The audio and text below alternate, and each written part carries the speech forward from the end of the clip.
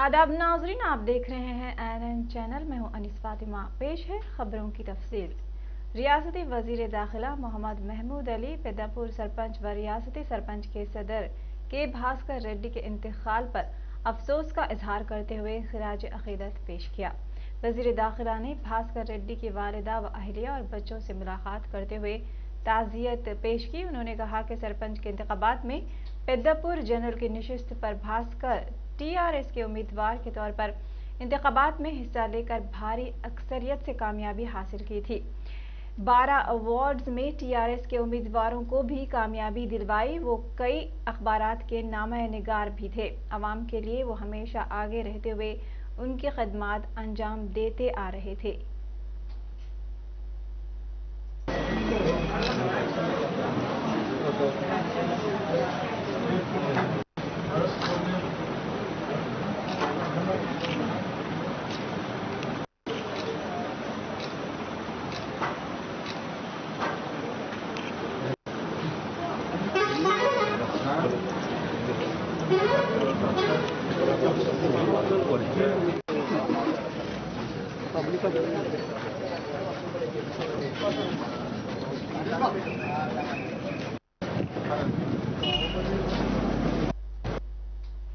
तेलंगाना में कोरोना की दूसरी शक्ल का वायरस तेजी से फैल रहा है। महकमे सेहत के अंदाजे के मुताबिक जून के महीने तक ये मजीद शिद्दत इख्तियार कर लेगा। इस सिलसिले में महकमे सेहत ने कोरोना वायरस को फैलने से रोकने के लिए ट्रेसिंग ऐप शुरू किया है।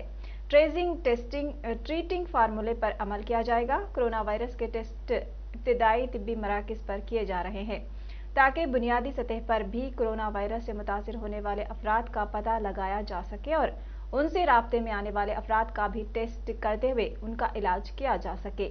महकमे सेहत गुज़िश्ता साल के तजुर्बात को नज़र में रखते हुए इस बार वायरस को तेजी से फैलने से रोकने हर मुमकिना इक़दामात कर रही है। वज़ीर सेहत ई राजेंद्र ने महकमे सेहत के आला ओहदेदारान के साथ एक इजलास मुनक़्क़िद करते हुए कहा कि ट्रेसिंग किए गए अफराद के फ़ोन नंबर पर SMS करते हुए उनके टेस्ट को यकीनी बनाया जाए। रियासत के 33 अजला में कोरोना के इलाज के वार्ड्स के इंतजाम करने के इक़दाम किए जाएँ। ज़िले मरकज़ और म्यूनसिपालिटीज़ में आइसोलेशन मराकज़ कायम किए जाएँ। उन्होंने कहा कि तमाम DHMO की जिम्मेदारी होगी वो अपने मुतालिका ज़िले पर नज़र रखें और ज़रूरी इक़दाम करें। वज़ीर मौसूफ ने कहा कि कोविड टीका जितने ज़्यादा लिए जाएंगे उतने ही महफूज रहेंगे। उन्होंने कहा कि यौमिया 60,000 कोरोना टेस्ट को यकीनी बनाया जाए। वज़ीर ने कहा कि कोरोना वायरस के मरीजों को अस्पताल मुंतकिल करने के लिए 108 सर्विसेज का इस्तेमाल करें ताकि करीबी अस्पताल में मरीजों का फौरन इलाज किया जा सके। वज़ीर ने बताया कि हैदराबाद में 108 सर्विस के 32 गाड़ियों को दस्तियाब रखा गया है। उन्होंने कहा कि RT-PCR टेस्ट की रिपोर्ट 24 घंटे में जारी करने के लिए इक़दाम किए जाएं। GHMC हुदूद में केसेस में इजाफे को देखते हुए इलाकों की निशानदही की जाने की ज़रूरत पड़ने पर कंटेनमेंट किया जा सके। उन्होंने कहा कि सिर्फ इजलास तक ही नहीं बल्कि अमली तौर पर इसको अंजाम दें।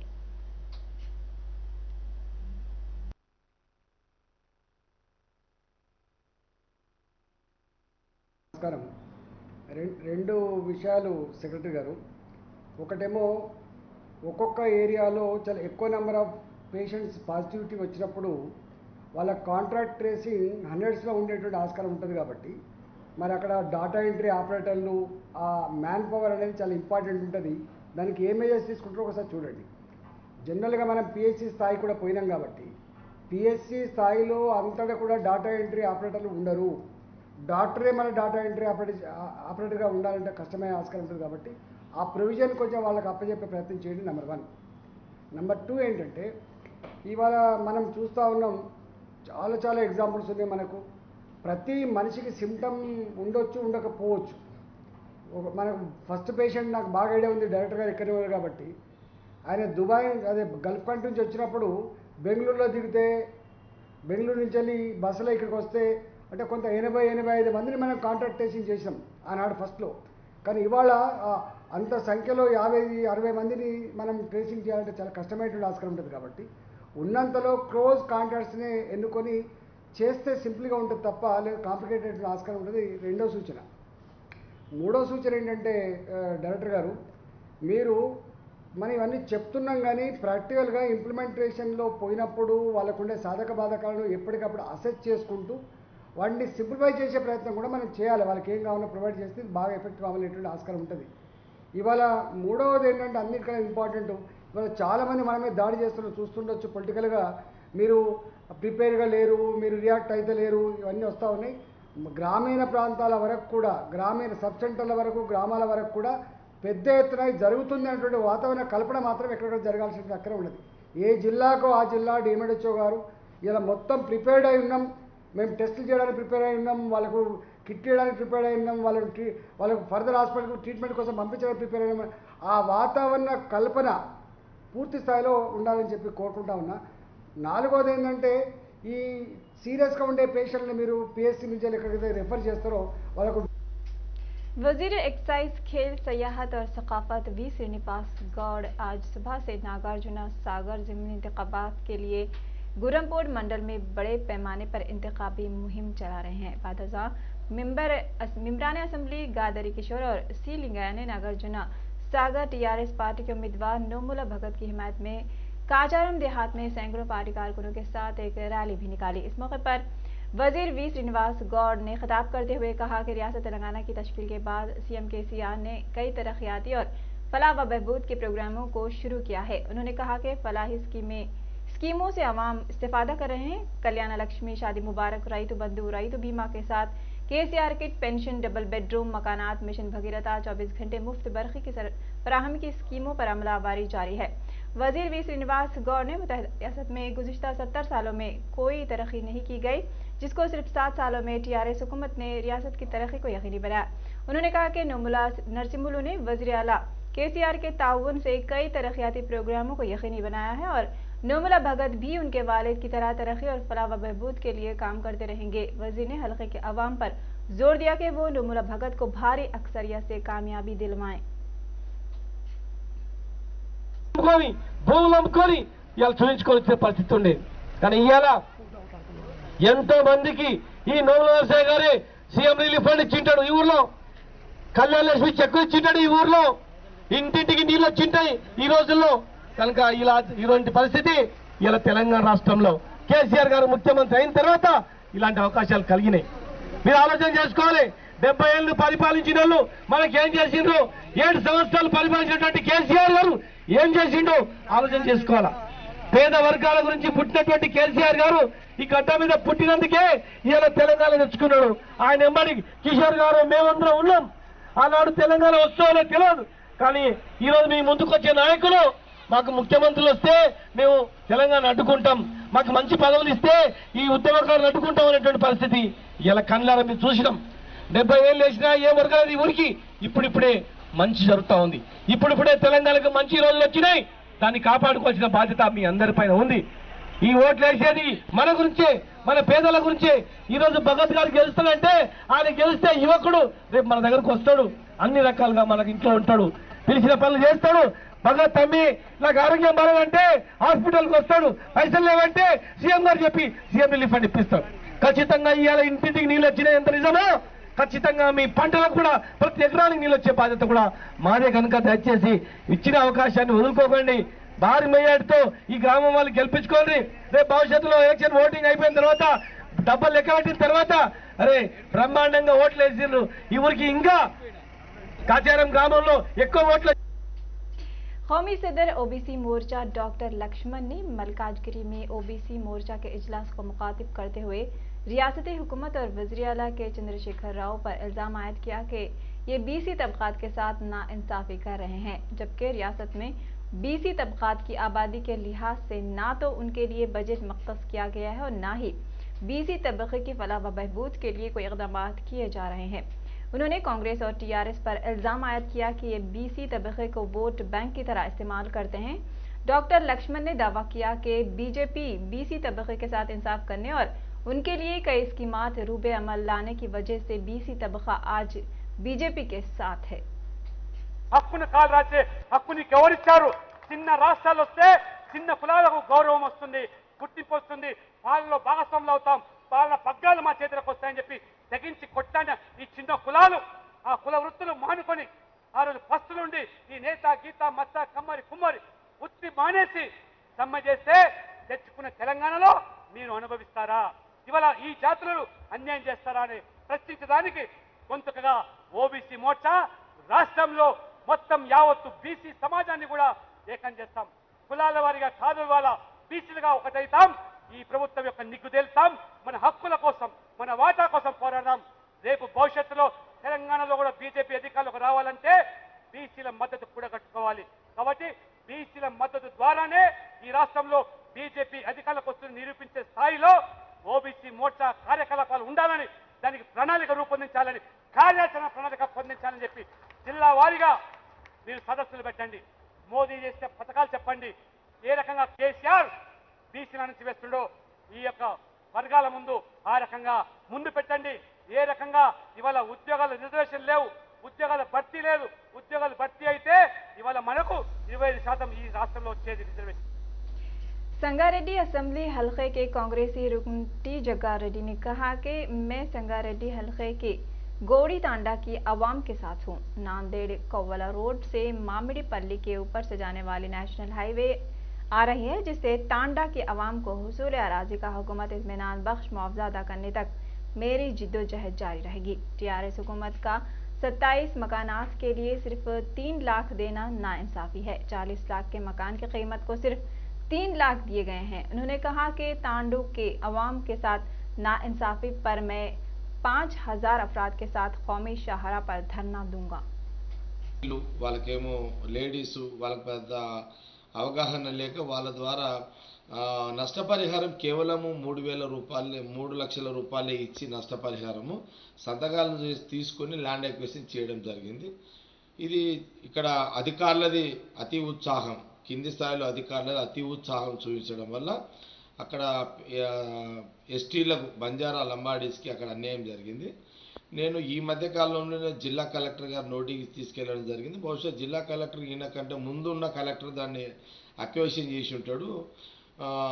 ఇప్పుడు జిల్లా కలెక్టర్ పరిధిలో కూడా లేదు అన్నట్టుగా ఉంది. ఇది నేషనల్ హైవే అధికారులకు కూడా నేను చెప్పడం జరిగింది.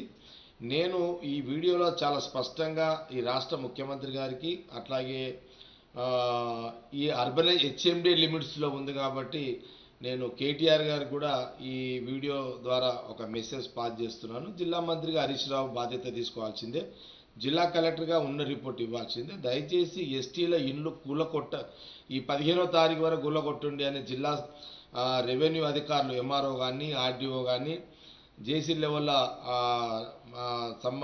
ఎస్టీలకు గుడి తాండకు సంబంధించిన ఎస్టీల మీద కానివ్వండి, భూమి ఓయుల మీద ఒత్తిడి పెంచడం జరుగుతున్నది. అది నేను నేషనల్ హైవే అధికారులకు కూడా చెప్పడం జరిగింది. మీరు తొందరపడి నేషనల్ హైవే అధికారులకు నేను ఈ సందర్భంగా హెచ్చరిక చేస్తున్నాను. మీరు దయచేసి గుడి తాండకు సంబంధించిన ఆ బంజారా ఇండ్లు ఖాళీ చేయించి వాళ్ళని బలవంతంగా మీరు ఇండ్లు కూలగొట్టే ప్రయత్నం చేస్తే మట్టుకైతే సంగారెడ్డి నియోజకవర్గంలో దగ్గర బంజారాలు. वजीर सेहत ई राजेंद्र ने सनत नगर के चर्च में ईस्टर तकारीब में शिरकत की और ईसाई बरादरान को मुबारकबाद दी। इस मौके पर उन्होंने कहा कि आलमी सलामती के लिए यीशु मसीह वापस हुए थे। कोरोना वायरस आलमी सतह पर कहर ढा रहा है, इसलिए कोविड कवायद के मुताबिक हम ईस्टर तकारीब मना रहे हैं। वजीर मौसूफ ने कहा कि ईसाई बरादरान के जो भी मसाइल हैं उनकी यकसुई करने का वज़ीर आला ने अहद किया है। शमशान घाट के मसले पर वज़ीर आला गौर कर रहे हैं। इस मसले को फिर एक बार वज़ीर आला को तवज्जो दिलाने का तयखुन दिया। उन्होंने कहा कि तेलंगाना में तमाम मज़ाहिब वाले मिलजुल कर रहते हैं। रियासती हुकूमत भी तमाम मज़ाहिब के त्यौहार का एहतराम करते हुए सरकारी तौर पर एहतमाम करती है।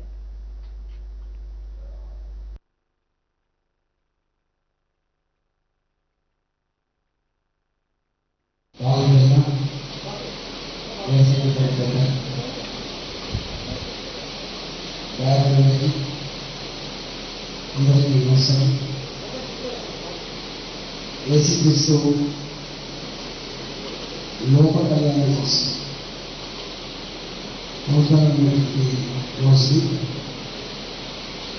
మనందరం ప్రపంచవ్యాప్తంగా ఈ ఈస్టర్ పండుగని గొప్పగా జరుపుకుంటాము.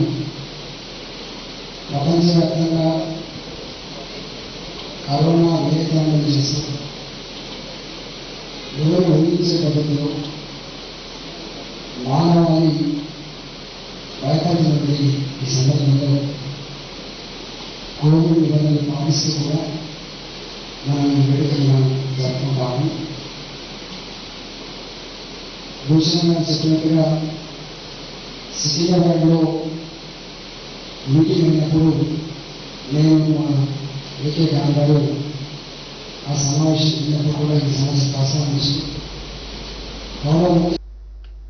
CPI state secretary Chada Venkat Reddy ने वरंगल में मीडिया से बात करते हुए बताया कि वज़ीर-ए-आला के चंद्रशेखर राव की जानिब से लाखों मखलूआ जायदादों पर तक़र्रुरात अमल में ना लाने की वजह से सुनील की मौत वाक़ई हुई। उन्होंने कहा कि जिस तेलंगाना पब्लिक सर्विस कमीशन के तहत तक़र्रुरात अमल में आते हैं वो खुद खाली हैं। फिलहाल तेलंगाना पब्लिक सर्विस कमीशन एक आर्जी सदरनशीन के तहत काम कर रहा है।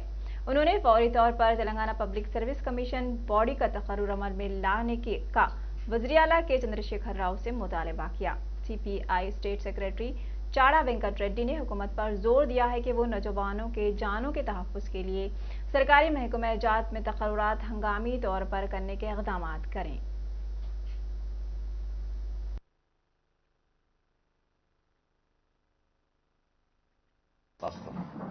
గతంలోనే మనము 600 రూపాయల జీవో ద్వారా కొట్లాడినాం. ఎందుకు కొట్లాడినామంటే మా ఉద్యోగాలు మాకన్నాం. అంటే ఆంధ్ర వాళ్ళు ఇక్కడ ఉన్నారు కాబట్టి మన ఉద్యోగాలు వాళ్ళు చేస్తారు కాబట్టి ఆంధ్రోళ్ళు ఇక్కడ వచ్చి ఉద్యోగాలు చేయడం ఏంటి, మా ఉద్యోగాలలో మేము ఉంటామన్నాం. ఖాళీగా ఉన్నా కూడా ఉద్యోగాలు కూడా భర్తీ చేస్తారు. ఇంకో వైపున పబ్లిక్ సర్వీస్ కమిషన్కు సంబంధించినటువంటి ఒక చైర్మన్ పెట్టిండ్రు, సభ్యులను పెట్టలే. దాని ప్రక్రియ ప్రారంభం కాలే. అంటే భర్తీల పట్ల అతని నిరుద్యోగ యువకుల పట్ల నిర్లక్ష్యం కనపడతామని. ఇంకో వైపున నిరుద్యోగ భృతి లేదు. तेलंगाना में नागार्जुना सागर के ज़िमनी इंतखाब में 41 उम्मीदवार मैदान में हैं। पर्चा नामजदगी वापस लेने के अमल के बाद जुमला 77 दाखिले पर्चों में 17 पर्चों को मनसूख किया गया है, जबकि 19 उम्मीदवारों ने अपने पर्चे वापस ले लिए हैं। 17 अप्रैल को राय दही होगी। इस इंतखाब में कांग्रेस और टीआरएस के दरमियान टक्कर का मुकाबला होने का इम्कान है। नागार्जुन सागर हल्के कांग्रेस उम्मीदवार जाना रेड्डी का गढ़ माना जाता है। टीआरएस से इस नशिस्त पर कब्जा बरकरार रखने के लिए पूरी कोशिश में है। उधर बीजेपी ने दलित कार्ड खेलते हुए एक दलित तबके से ताल्लुकने वाले को टिकट दिया है। कांग्रेस पार्टी ने रेड्डी और टीआरएस ने बीसी तबके को टिकट दिया है। काबिनी वुज़रा एलामिया जारी होते ही टीआरएस के हक में मुहिम चलाना शुरू कर दिया है। 7 अप्रैल से पार्टी के कारगुजार सदर के तारक रामाराव रोड शो शुरू करेंगे। वज़ीर-ए-आला के चंद्रशेखर राव उगादी त्योहार के बाद या फिर 14 अप्रैल को जलसे आम से खिताब करेंगे। बीजेपी के सदर बी संजय और दीगर कायदीन 10 अप्रैल के बाद मुहिम में शिद्दत पैदा करने के लिए नागार्जुना सागर में सरगर्म हो जाएंगे। जहां तक कांग्रेस का सवाल है, कांग्रेस की जानिब से इंतखाबी मुहिम मामूल के मुताबिक चल रही है। जाना रेड्डी के हक में पार्टी की जानिब से अब तक पीसीसी सदर मोहम्मद अली शब्बीर के अलावा कोई भी सरकर्दा कायद ने मुहिम में हिस्सा नहीं लिया है, लेकिन कांग्रेस का दावा है कि कांग्रेस पार्टी की कामयाबी यकीनी है। दूसरी तरफ टीआरएस ने कहा है कि जाना रेड्डी इस इंतखाब के बाद मुस्तकिल आराम करेंगी। तेलंगाना के जिले जगतियाल के श्रीपुर देहात में लॉकडाउन नाफिज करने का ऐलान किया गया है, जहां चंद दिन कबल कोरोना के 27 नए मामलात सामने आए थे। मुकामी पंचायत ने इतवार से इस माह की 15 तारीख तक लॉकडाउन नाफिज करने की करारदाद मंजूर की है। ग्राम पंचायत की जानिब से 15 अप्रैल तक पाबंदियां आयद की गई हैं। ग्राम पंचायत ने बताया कि गांव में मामलात में इजाफे के बाद लॉकडाउन नाफिज कर दिया गया है। लॉकडाउन के तहत तमाम दुकानें बंद रहेंगी और अशियाए खुर्दनोश की दुकानें सुबह 6 बजे से सुबह 10 बजे तक ही खुली रखी जाएंगी। ग्राम पंचायत ने लोगों से मास्क लगाने और समाजी फासला बरकरार रखने की हिदायत भी की है। पिछले 24 घंटों के दौरान तेलंगाना में 1321 ताज़ा कोरोना वायरस के मुस्बित केसेस दर्ज हुए हैं। महकमे मौसमियात ने कहा है कि आइंदा घंटों के दौरान तेलंगाना के बाद 24 मुकामात पर गर्मी की लहर का इम्कान है। हैदराबाद मेट्रोलॉजिकल सेंटर के इंचार्ज नागरत्ना के मुताबिक आजम तरीन दर्जे हरारत में 3 डिग्री तक का इजाफा हो सकता है। इतवार के रोज मंचिर्याल, पेदपल्ली, भूपालपल्ली, मुलुग, कोत्तागुडम, खम्मम, नलगोंडा, सूर्यापेट समेत कई अजला में शदीद गर्मी की लहर देखी गई। मंचिर्याल में आजम तरीन दर्जे हरारत 43.5 डिग्री सेल्सियस रिकॉर्ड किया गया, जबकि नलगोंडा में आजम तरीन दर्जे हरारत 43.2 डिग्री सेल्सियस दर्ज किया गया है।